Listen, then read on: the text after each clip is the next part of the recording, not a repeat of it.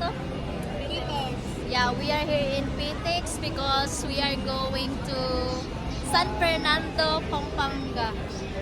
Yeah, so we are planning to go there so that I can also meet my long lost brother for I think 15 years or 13 years. More than 10. Yeah, more than 10 years.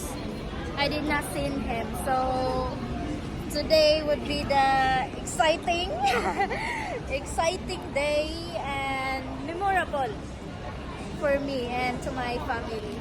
So we're waiting in the bus, right? Yeah, we're waiting in the bus.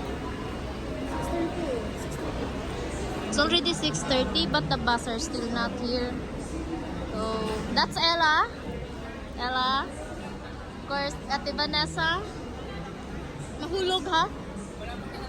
Yeah, so see you there, Kuya. Hello guys. We are already here in the bus going to San Fernando. Olongapo. Di pala yun Pampanga. Pampanga. San Fernando, Olongapo, Pampanga. Ganon. San Fernando, Pampanga lang. Pero yung bus is Olongapo. Ah, okay. So, we are going to San Fernando, Pampanga. But the bus are going to Olongapo. Okay. Now I know.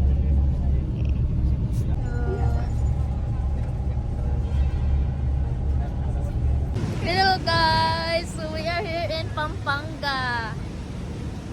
We just arrived here and then I'm waiting for my brother. Oh my god, I feel really nervous. Of course, and then I'm very excited. Oh my god. Met Arceli, the long lost brother. Oh shit!